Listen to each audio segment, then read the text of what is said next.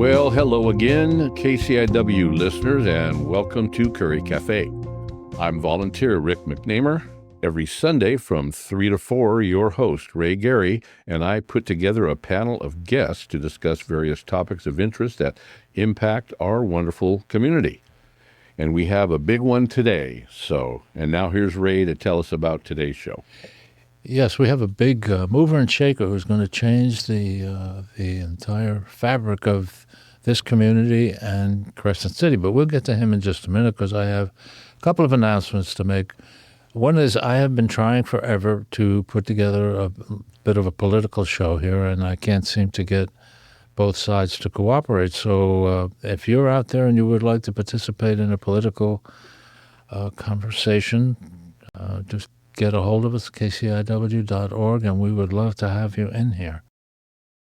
My other announcement is I went to the Checo Players show the other night and saw Out of Howard's Head.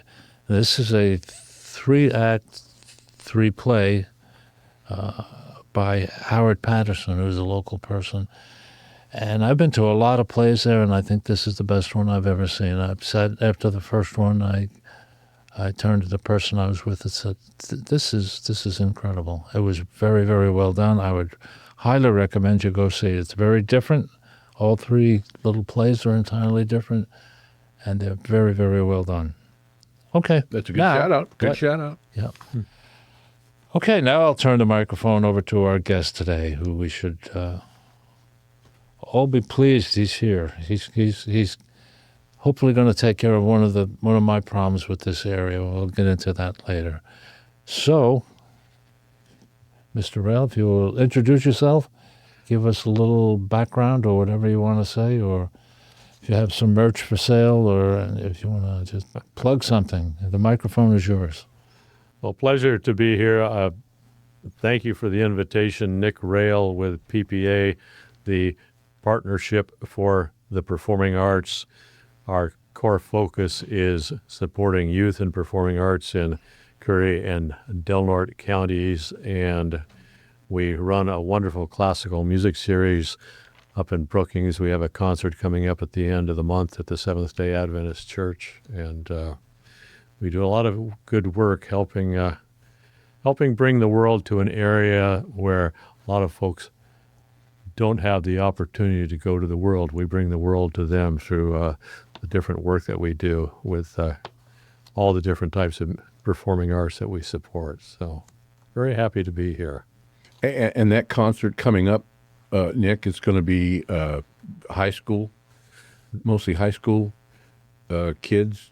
The concert coming up at the Seventh-day Adventist Church is, we took over a nonprofit 3 years ago, a Brookings nonprofit called Friends of Music. We're now in the 40th season, and internationally acclaimed artists. We have Dmitry Kuzov and Yulia Feduseva on piano, so cello and piano. February 22nd, 3 p.m. Oh. $20 adults, 18 and under free. And they've got a wonderful program set up for us. So, wow. Don't just come yourself, bring a friend. That's a big deal. And you bet. If you're going to bring one friend. World talent right here in our community. Yes. And then they'll be doing outreach in the schools the next day after that. So not only do they perform for the public, the kids, they go into the band room and work with the kids, and that's just a golden moment, transformative moment for those kids. That really sounds terrific. It does. Yeah, if you're playing in a high school band and have some really well-known, talented, famous people. Yeah. And this, and I'm glad we talked about this earlier. The community, what we talked about, I think it includes Brookings, Harbor, Crescent City, because we just all work together. It's just like we're all in one place. Yes, and a great example of that is the Wild River Symphony. So it's really more the Wild Rivers region versus Del Norte County, Erie County. The Wild River Symphony has true professionals in it. It's got the continuing casual adult musician and some of the up-and-coming musicians from both high schools in the group, and they do a great job. And they perform a concert every spring and another every winter, and they do one concert in Brookings and one down in Crescent City. And So do the Brookings and the Crescent City kids get together then a lot for that kind of thing? absolutely. Oh, that's great. They rehearse every Monday. So Together? yes, together. Oh, well, that's awesome. Oh. Yeah. And another example would be when we had our concert last September at Azalea Park, Big Bad Voodoo Daddy. That was pretty big. Speaking of big. Yeah. We asked Corey Tamandong at Brookings Harbor High School and Dan Sedgwick at Del Norte High School to combine their two jazz bands to open for Big Bad Voodoo Daddy. Those kids will remember that for the rest of their lives. Mm-hmm. And at the end of that concert, those kids owned the dance floor. It was No kidding. just pure joy. All us oldsters, we were out of gas. We were off the floor, and the kids came in and they took over. We'll take over. Yeah. Have you noticed that how you run out of gas sooner than you used to? Yeah. And there's every day I can't do that anymore thing that I have to do around. I just hired people to cut down brush and stuff because I just don't want to do it anymore. Yeah, life's not fair sometimes. Right. It's one thing we're doing that's a lot of fun. We're looking forward to concert opportunities here is PPA, Partnership for the Performing Arts. We recently gifted a contrabassoon to be used between the two high schools and Wild River Symphony. So this is an instrument that is a full octave below a bassoon. It plays way down in the basement, and we're not used to hearing that. This is an instrument that a lot of colleges don't have.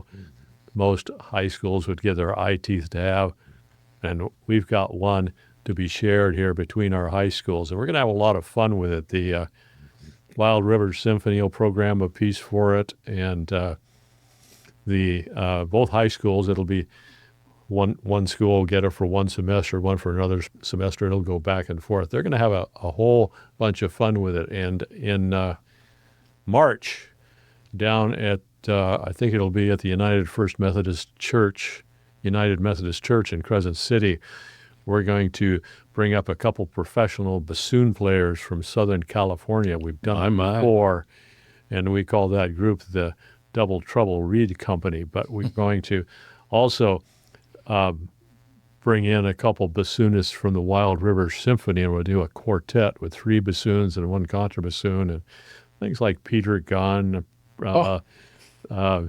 Sorcerer's Apprentice, things like that. Baby Elephant Walk. Oh, man. We're going to have a lot of fun. So That sounds great. And that was donated, you say, to you? Or how did you come by that instrument? I wrote a check. I bought it, and then we donated. Well, now. Yeah. Okay. Okay. And is it, not knowing much about that type of instrument, is it more difficult to play or about the same? It's a busy instrument for the left and right thumb. Each thumb has about 7 keys to work.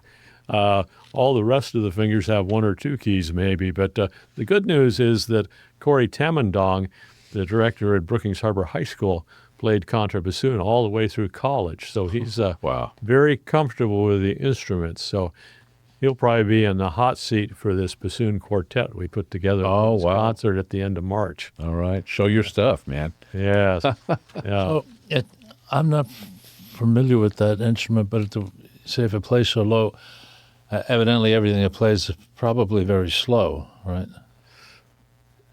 You wouldn't deal with Flight of the Bumblebee or something like that.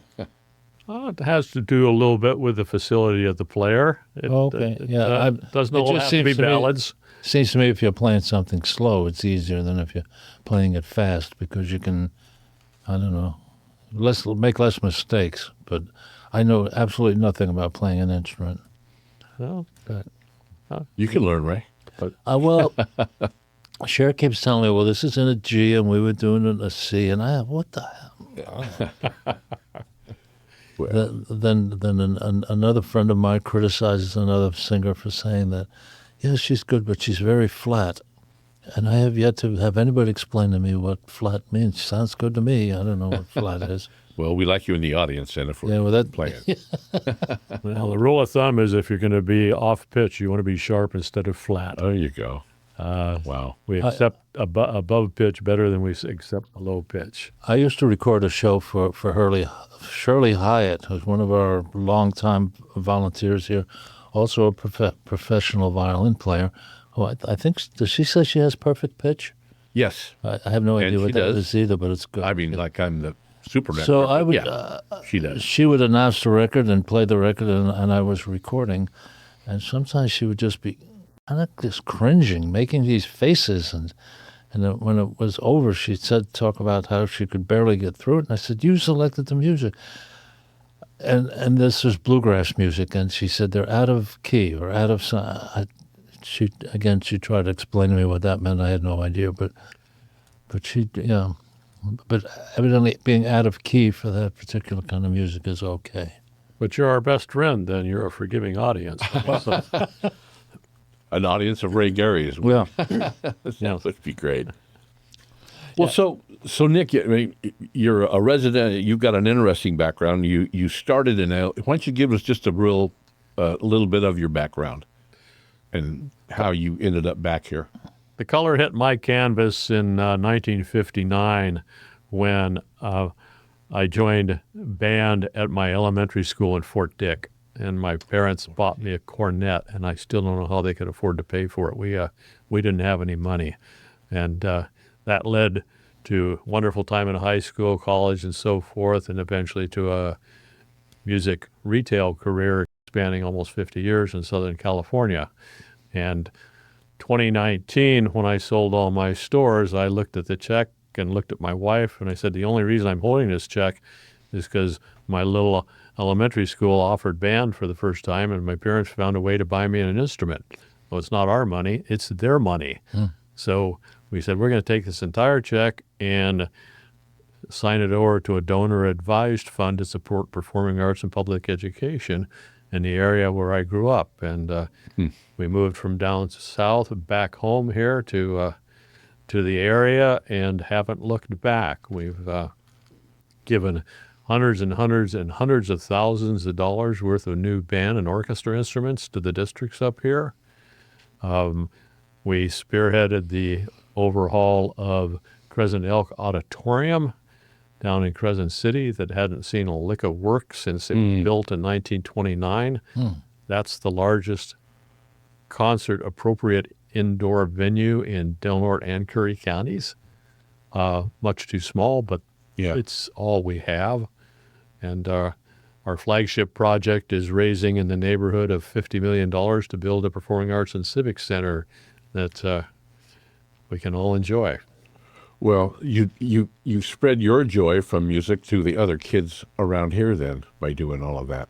I mean, you can't get much better than that, I don't think. It's a high privilege. And for kids like me, myself, getting hooked up to music, my little story, and it's a little story, but finding a little plastic ukulele in my grandmother's attic one time, and had a little booklet to play some chords, and I mean that started me off, man. And believe me, I'm not like I'm a famous rock guitarist, but it has given me music pleasure up until now, and I'm in my 70s.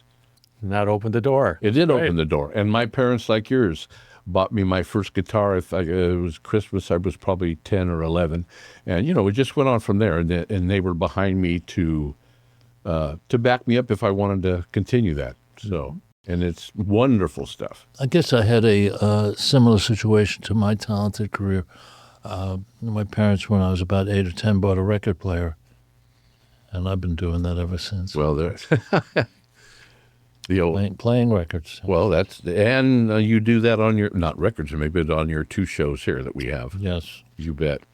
Yeah. Our parents are our unsung heroes, because they certainly can be, and I will say mine were that too, and it sounds like your parents were also. Well, my father, I think, was a little disappointed because he was constantly telling me to turn that damn music down. He didn't care for Little Richard or any of those people. So. I don't know why. I don't either. His loss.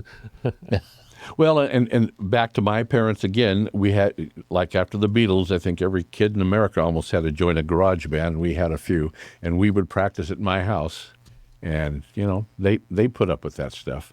And they enjoyed it too.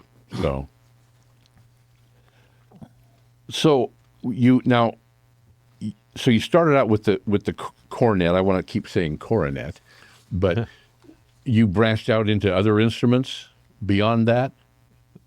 It ended up jack of all trades, master of none. I went from cornet to trumpet. They're basically the same instrument. Trumpet is a little bit brighter. Went to that in high school, and then in high school, a person remains a very close friend today. I could tell he was going to be first trumpet and I was going to be second trumpet, and that just didn't work. So I needed to fix that problem. So I took up the tenor saxophone. Continued to play the trumpet, but I needed to be the first in this section. You know how you are when you're a kid. And then I took up the bassoon, then I took up the flute. And once I figured out in college that I wasn't going to be a band director, the shoe didn't quite fit, I went back east and studied band instrument repair. Oh. And returned to Santa Barbara. That's how I got into the music industry. And the fact that I'd played all these brass and woodwind instruments was very valuable because I could test every instrument that I repaired versus just saying, it's okay. Where back east did you go? There was a repair school set up inside a factory in Elkhorn, Wisconsin. Oh, wow. Okay. A company that manufactured the Getson band instruments and so forth. Okay. Speaking of instrument repair, I'll just throw this little thing in I came across the other day. I'm kind of a YouTube fanatic. Anyway, there's this 2-part YouTube program by the guy that fixes Willie Nelson's guitar. And he's showing how he does some of it. Now, I'm a woodworker and a guitar the fan. Same guitar he's had since he was young? Isn't that the same guitar he's had since he was... For a long, long time. Okay, I got you. Right. And he's fixing all these little cracks and things like that, but he still wants to keep that hole there. He's not putting a pick guard there. Well used. Yes. Well, that hole is the signature, right? Yes, it is, yeah. Yeah, in fact, he mentions that at some point Willie Nelson was having some kind of a problem with his body, and they put him a regular strap that hooks on either end of the guitar. I don't know what you call that, but he had for years used this thing that just that hooks into the sound hole. The sound hole, and he used the regular strap for about 2 weeks and gave it back. He didn't like it. So. Little Willie Nelson, little known fact there. Well, Willie's still out there doing it. Good grief, is he ever? I think he's in his 90s. Yeah, Incredible. Great story. Yeah. Somebody told me recently that he's kind of upset because his lungs are finally shot and he can't smoke dope anymore. So that would be a big deal. I didn't think he'd ever quit that. No, well, it didn't say he quit. It just said it was harder on him. So, and Nick, you've had a long career in the musical instrument repair biz. Yeah. And that was down in the Southern California area. You said out of Santa Barbara mostly? First store I was in Santa Barbara, and then we had others at Gora Hills, Valencia. Oh, you had them all over. Bakersfield, Redlands, San Diego. Wow. Around. Yeah. I brought in my repair expertise, and they were all retail outlets. We did rentals. We had repair techs at every store. We went out and sent educational sales associates to all the band rooms in about 8 counties, Southern California. And wow. Stop in, and we might rent an instrument. We might do a demonstration, help a kid with a mouthpiece, do whatever it happened to be, shoulder to cry on for the band director, and provide a lot of service to help local music programs. Yeah. And that had to cover a lot of high schools in that. I mean, compared to what we have up here, too. I say that between Crescent City and Brookings. I think we saw it on average 200 to 200. We were in 200 to 250 band rooms a week in Southern California. Wow. A week? Wow. Yeah. So a lot of good business. We also dealt with a continuing casual adult musician and a lot of professional musicians as well. And a lot of success stories there, good stories, fun stories. Yeah. Carl Hunter, the tenor sax player for Big Bad Voodoo Daddy, started coming in my store in Santa Barbara when he was 12 years old. Oh, be darned. So I've known him for a long time. Wow. And watching kids like that grow up, and you see some promise, and you say, I wonder where that promise is going to lead. Yeah. And those kind of stories, they remind you of why you get up and go to work every morning. You have the opportunity to be of service to these people and help them on the way, not get in their way, but help them on the way. And accomplish something important that makes it worthwhile getting up, And right now, you say you do have a repair facility at Crescent City High School? Yes, back 2020, before my wife Lisa and I, we moved back here in January 2021. But in 2020, because the band director at Delmar High School happens to be from Santa Barbara and grew up in my store taking lessons. And he and his brother David, a very accomplished pianist and trumpet player, and her sister Grace, Dan grew up taking lessons, but also when he was going to Humboldt State and then Oregon State getting his bachelor's, master's teaching credential, he worked 6 summers in my repair shop, and I taught him basic repair. So because he had this expertise, in 2020, I had a friend down in Southern California closing their store, and they had a fabulous repair department, and I bought the whole thing. And we moved it up here, and that was the bones for starting a band instrument repair facility at the high school, and it's in a 20 by 50 square foot dedicated building at Delmar High School, right across the way from the band room. And we teach 2 classes, 5 days a week, 25 kids. Study repair there. Some go on to vocational technical school, and we're also able to take care of all the instruments that have been donated to the district over the past 6 years. And we do work for Brookings Harbor High School and do contract work for other high schools as well, Eureka High School and so forth. So, Oh, really? Down that? Okay. now even some up around Eugene and so forth. Okay. So That's one thing, since I wasn't in that type of a band, but yeah, those instruments, when for like a high school band, are most of those donated? Because the way the budgets and stuff work nowadays, I don't know. And those, I can't even think of the name, the instruments, they're not cheap by any means. well, there are inexpensive instruments, but in the industry we call those ISOs, instrument-shaped objects. And when we came back up and started this process, at Delmar High School, as an example, they were buying used instruments off of eBay, and they really didn't have any repair tools and so forth. They were just kind of backyard mechanics trying to put them together and make them work. And the program wasn't growing as it should because they didn't have the inventory. Yeah. At both districts, hats off to the superintendents. They believe in music. They believe in, but we're rural, right? And we don't have a lot of money in these 2 counties. Right. So they did as much as they could. Kids are great everywhere. We got great band directors, just a little bit shy on the inventory. So part of PPA's core mission for the first 5 years was to get enough instruments in each district, brass, woodwind, orchestral strings, so that any kid who wanted to play, there's a quality instrument there sitting for him waiting. That wouldn't hold back any kid who wanted to take a music class. Yeah. They didn't have to buy their own. They didn't have a mediocre, inferior product. They had a good quality name brand product. And I got in by the skin of my teeth. So my parents couldn't afford to buy me an instrument when I was starting out in a school. So it's a personal victory for me as well, knowing that any kid who wants to play can play. So, Yeah, that's a big deal. That really is a big deal. yeah, so we're pretty happy about that. And you're right about the rural communities that we do live in. Maybe not as rich monetarily, but I've noticed it's a very art community. whether it's Crescent City or Brookings. Music, theater, we were talking about. A lot of people are into the arts up here, and I think that's a plus. It's a big plus. We go to the more urban areas. There's a lot of more whistles and bells and shiny things and things that get us distracted, sometimes in a good way, sometimes in a bad way.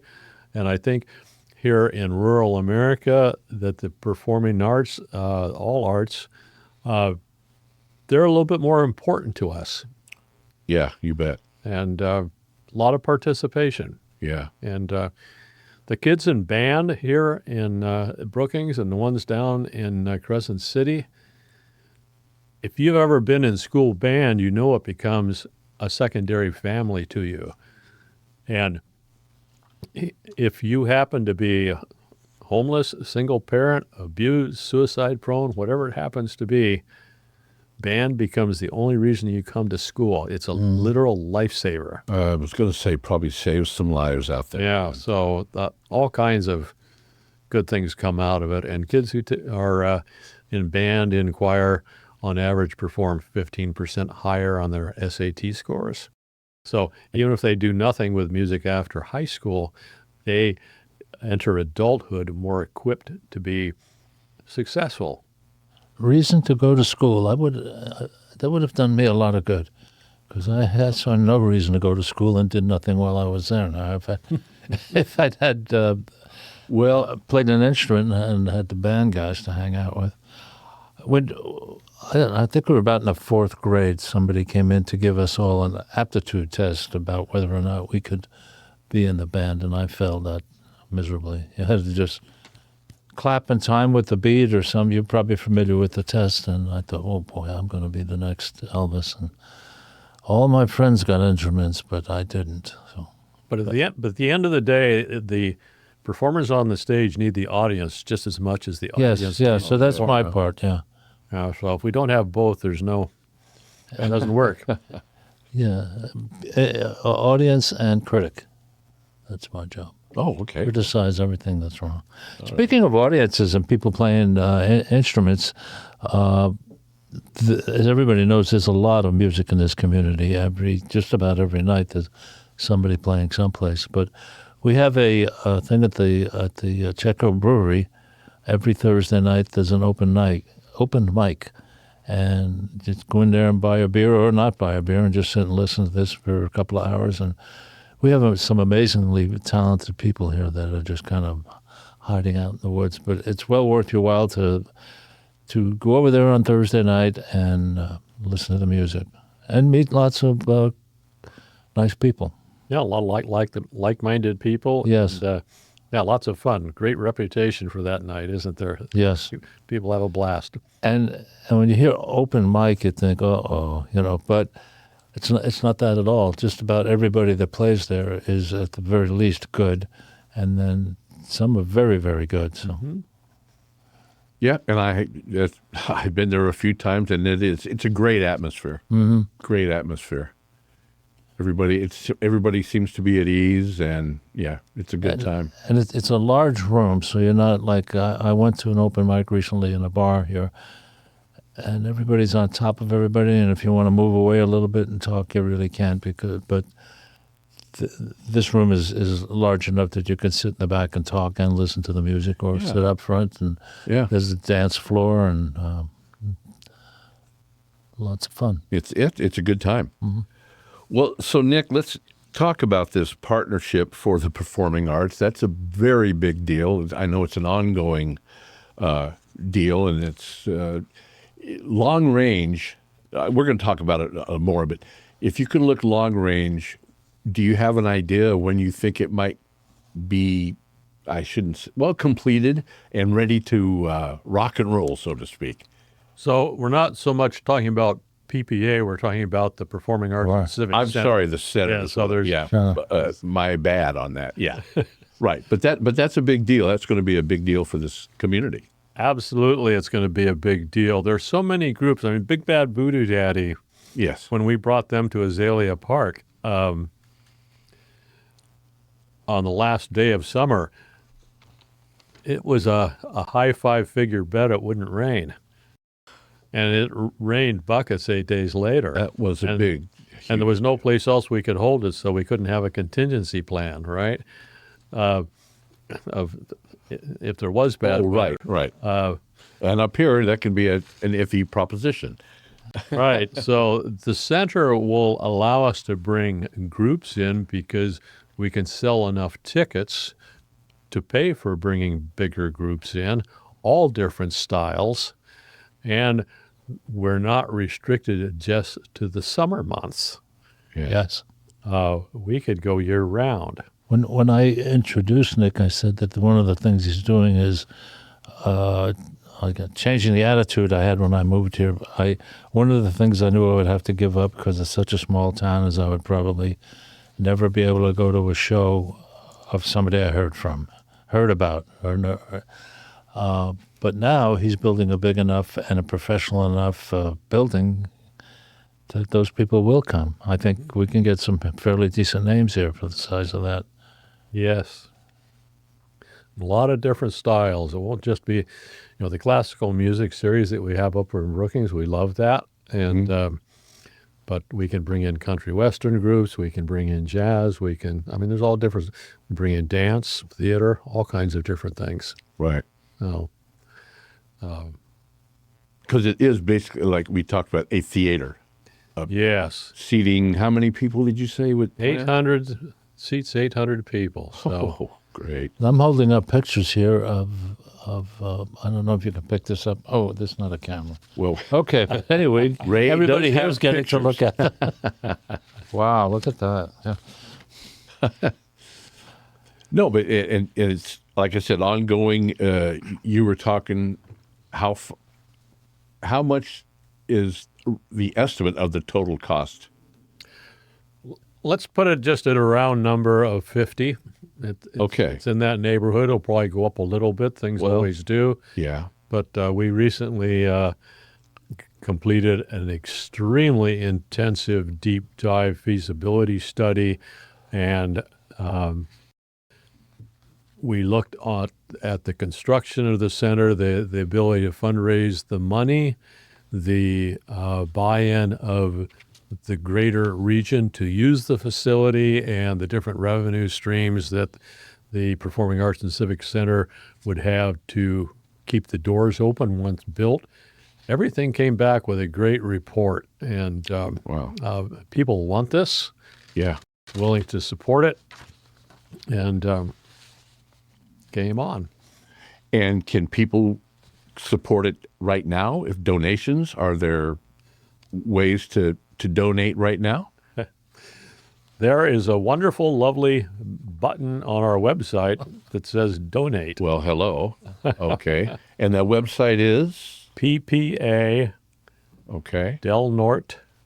delnort.org. Okay. Easy to remember. ppadelnort.org. Yes. And I can tell you that the button works, Oh, but good. that doesn't mean Nick isn't going to lose the check. Right. He called me up a couple of weeks ago, said he wanted to have lunch, and I had no idea what that was about. And the lunch was him telling me that he lost the check that he thinks I sent. So now he has two checks, and I'm not very good at keeping track of this stuff. So he'll probably cash both. That's a good ploy. Yeah. Score. Right on.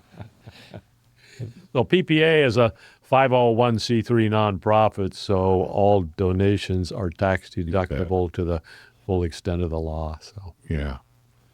And so let's talk about also the board of, and I have it right now, the performance arts, the board members. yes, A little bit about, we talked about one, and we've had her on the show here, Michelle Carrillo. yes.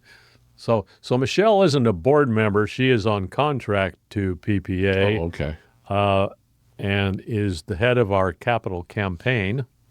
And Michelle is CEO of a company called ThinkPlace US, and she is just doing a fantastic job for us. Amazing woman, and we are so fortunate and so proud to have her. So it's like she's a member of the family. Well, again, and we have had her on the show too. She is an amazing woman. Yes. And PPA currently has a 12-member board. We've got a city council member. We've got a school district board member, and a number of people within our shared communities that are also in an advisory capacity Okay. that help us a lot. Wow. Yeah. So do people in Crescent City seem to be pretty excited about this? I would tell you everybody's excited about it. There's a place for everybody at the center. It's so many different things that we can offer, not just live performances, but as we were talking a little bit earlier, the lobby itself can be used for wedding receptions, for fundraisers, things of that nature.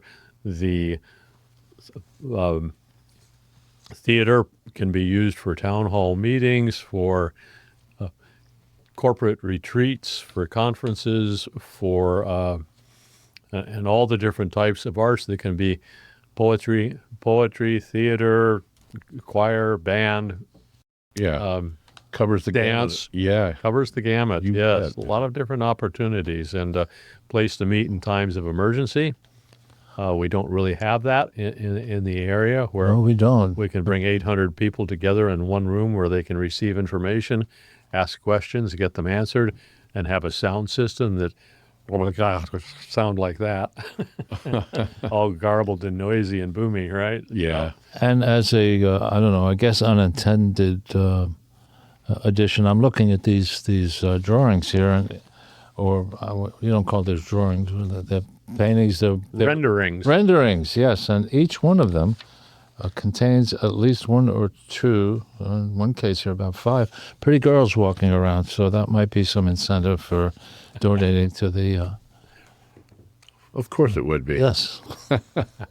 And probably some neat guys too, but I haven't, oh wait, yeah.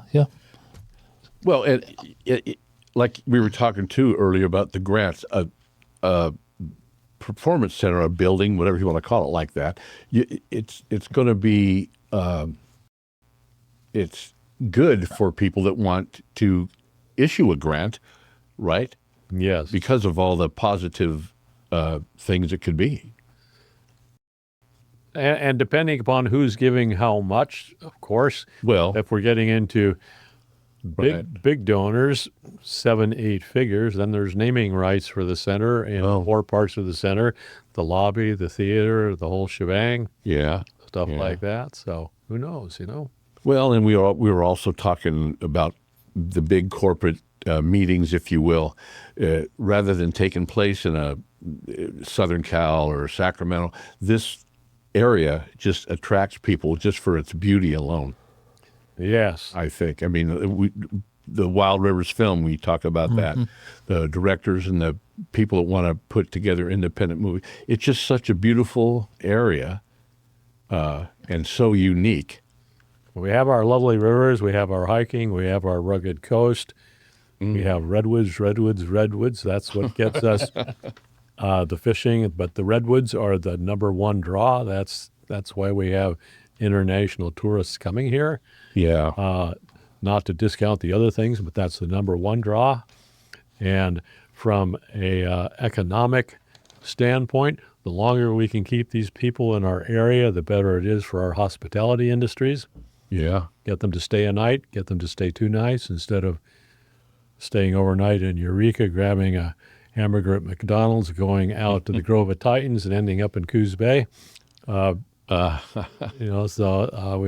make $1, right? Yeah. The other thing we have is you can walk around in December here in a light shirt, pretty much. We've got some pretty mild weather. You're not very likely to get snowed in if you come here. Not likely. It has happened, but not likely is right. Not likely, no. Not very likely. That's why I didn't say never. These guys are so picky. I don't know. No. And of course, the other back to the weather when it's 110 in the valley and all over the place. You can come here and actually be outside in the afternoon, be okay, Put a sweater on. and not only okay, but enjoying all the beauty that we do have. Yes. Yep. Well, it's I just really glad to hear that the communities are working together. We talked about this too: Brookings, Harbor, Crescent City. I lump it all at one because it just seems like one big community up here, and that the high schools, like you said, the band instructors, the music instructors, get along well and work with each other. Very healthy competition between them. That's great. They push each other, and they'll go off to this competition, that competition, Eugene, Portland, Santa Rosa. And one time they'll go there, and Brookings will win over Del Norte. And next time Del Norte will win over Brookings. And they just pull each other up, continue to pull each other up. It's just fantastic. Right. Healthy rivalry instead of just competition that doesn't take very far. It doesn't build, Right. So right. all good stuff. So they do travel. The high school musicians, let me say, they do travel quite a way sometimes for performances and competitions and. Yes, not often, but they do. I mean, Okay. their travel budgets, but up to Portland, to the Green Center down to Santa Rosa is a common one. And Oh, wow. Some more local stuff where down in Eureka or up to Eugene, over to the valley somewhere. No, Okay. the places that have performing arts centers. Well, Tick tock.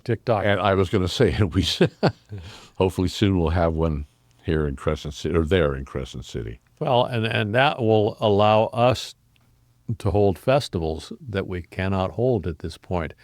Just the school district's superintendent says, I'll be able to have things happen here instead of me having to go somewhere else all the time Yeah. because we'll have the ability to do it. Yeah.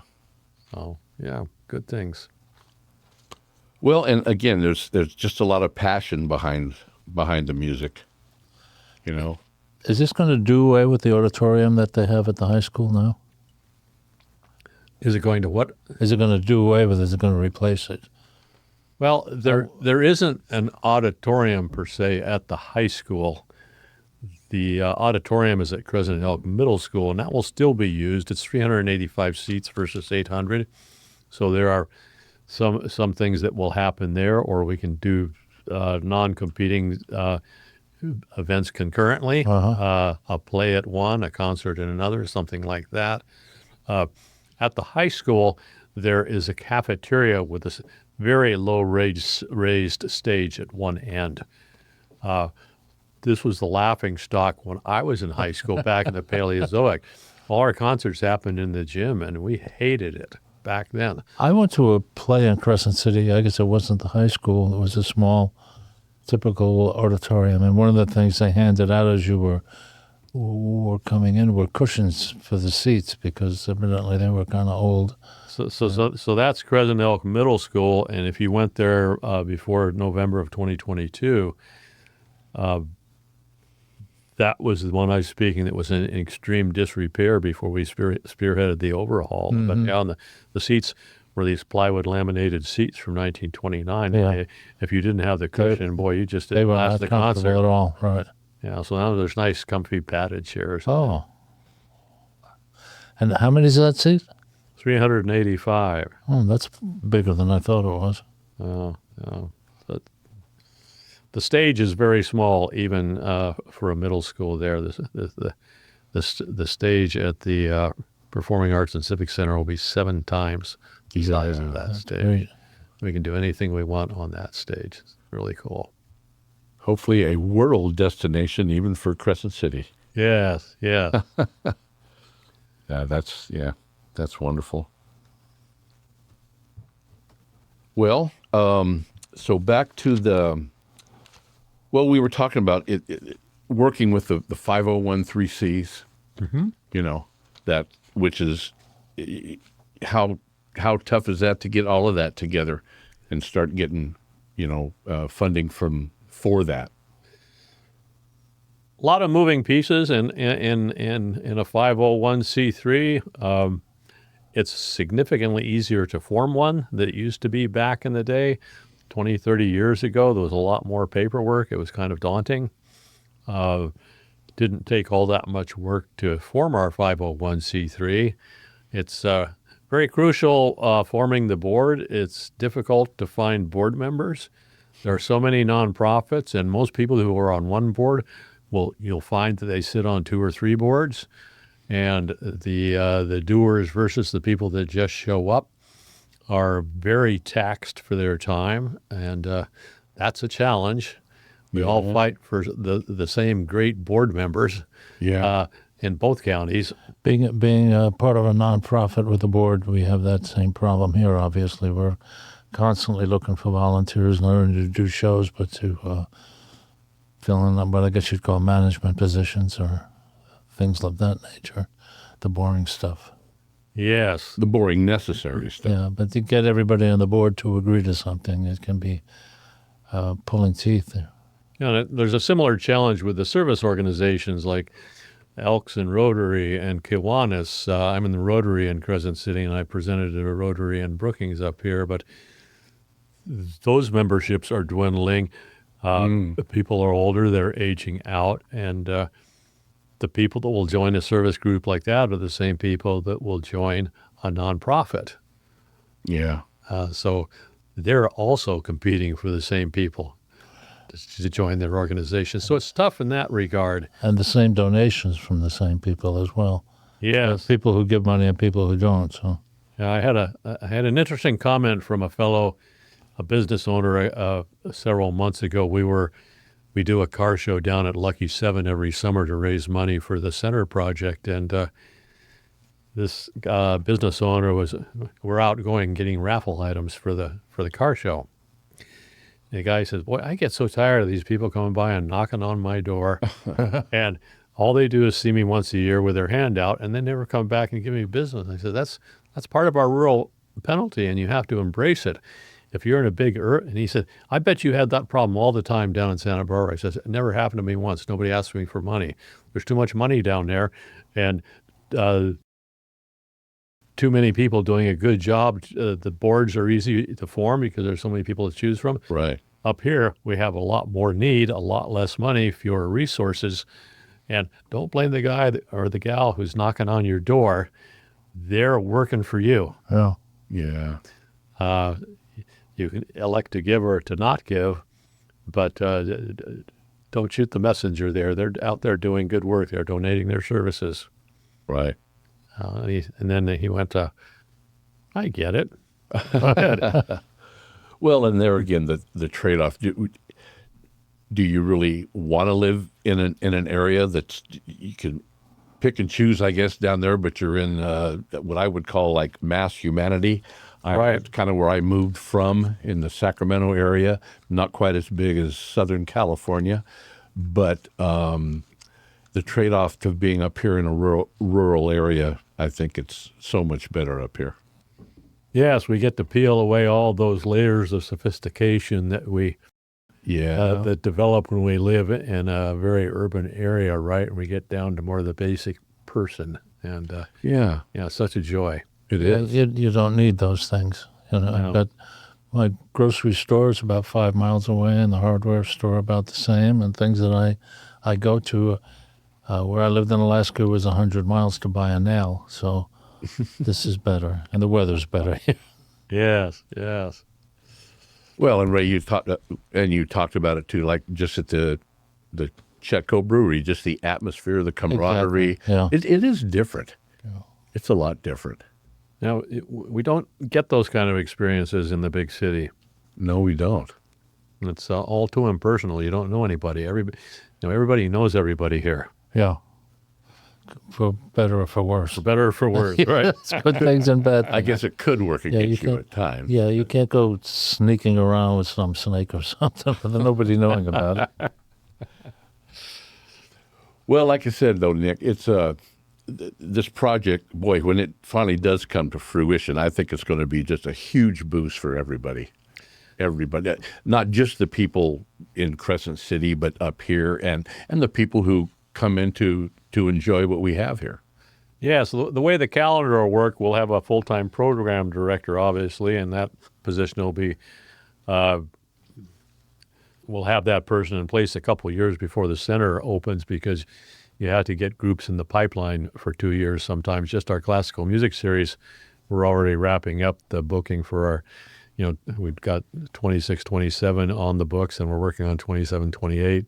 That's that's how you need to play the game. Otherwise, you don't get the artists. You don't have as many choices. So we'll have to have groups booked and have them in the pipeline ready to perform.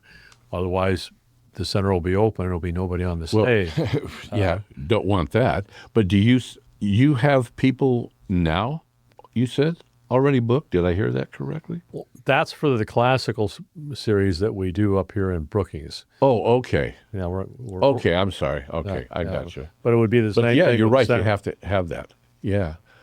And the basic philosophy of the center is that students first, community second, for-profit third, which means the school districts will have first shot at the calendar, community groups will have second shot at the calendar, and then touring groups and so forth, corporate, whatever it happens to be, will have third shot. The good news is we're rural, so there's going to be room on the calendar for everybody. Yeah, no kidding. So looking ahead, maybe it's fantasy, but let's say you finally get a target date where you feel or you think it might be completed.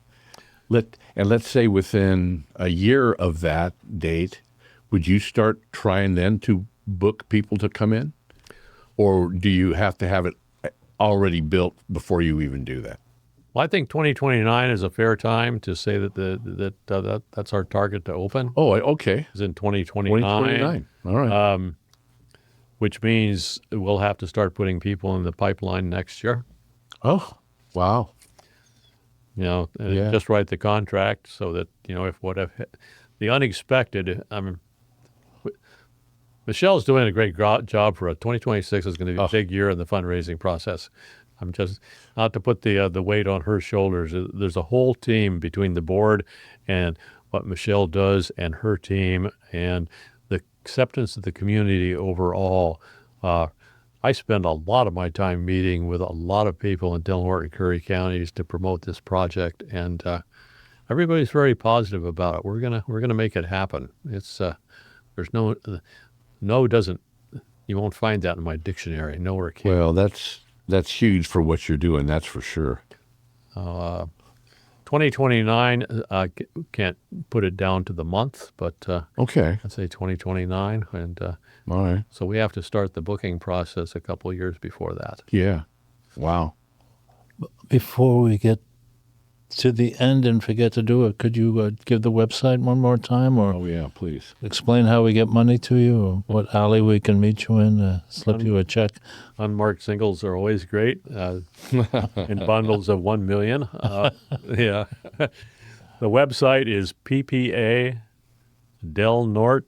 ppadelnorte.org, and PPA stands for the Partnership for the Performing Arts. ppadelnorte.org, no spaces. And we expect the donations to be flowing in from here on out. You got the KCIW bump. Yep, that's Yeah. very, very valuable Right. in this community. Yeah. Thank you. Yeah. Thank you. So we still have about 5 minutes.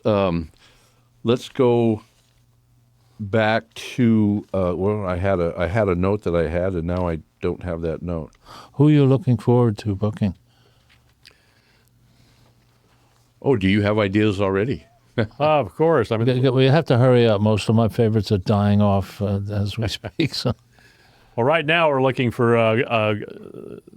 We had summer's last blast, September, Big Bad Voodoo Daddy at Azalea Park last September, and now we're looking for artists for this coming September and focusing heavily on country western. So a number of different groups. It's who's got their tours scheduled along the West Coast that we can pick off on one of those, or who can we coax to come out with Big Bad Voodoo Daddy. They didn't have a tour. They built it around us, but that's because I've known half the band for 40 years. I had a little bit of an in there.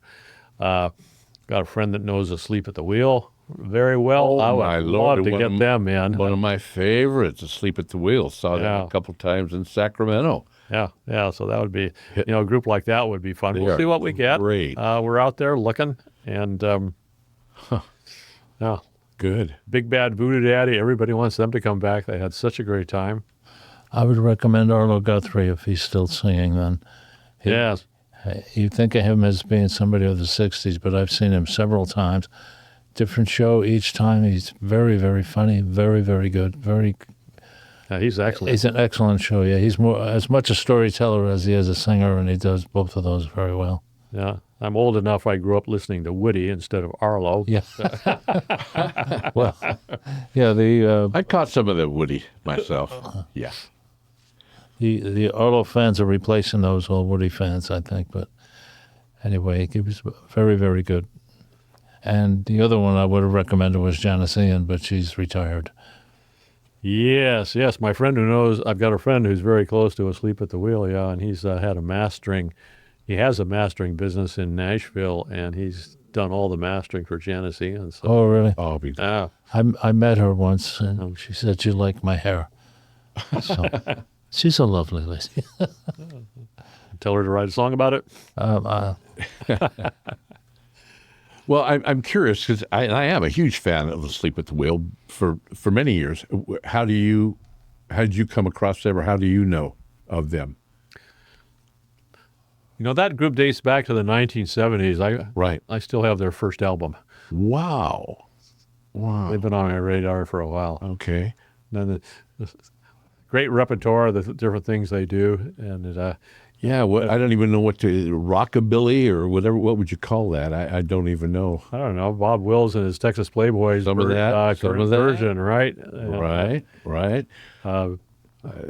The Miles and Miles of Texas. I think that I have them on my Pandora, as a matter of fact. So when that comes up, all the kind of genres that fit that boat, if you will, come on to play. But yeah, that's some good stuff.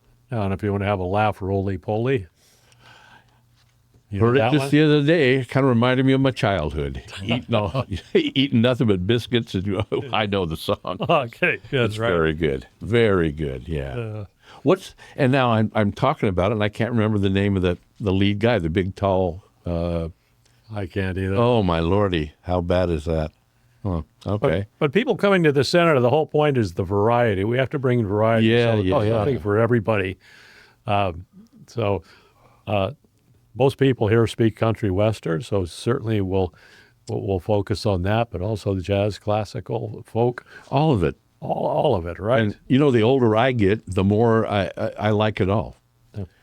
And I've talked on this show before about my first intro to music was my dad's country and western albums that he would play from Bob Wills, you were talking about, Patsy Cline, Johnny Cash. That was my first hearing of music, and I still love that old country stuff. And we want to bring in some good dance troops. I mean, Delnort and Curry County both have some great dance programs. Really? Okay. Absolutely, yeah. Well, that's exciting stuff. Very exciting stuff. And theater, and we can expand our theater so that it's more.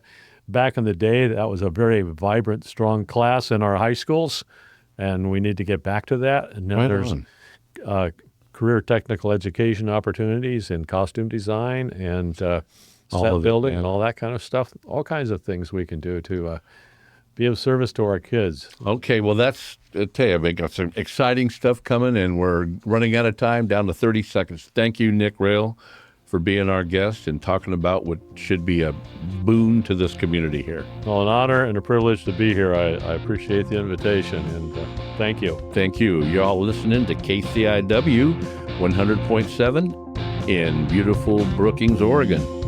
Thanks for listening. You betcha. Thank you again, Nick. Deep bows.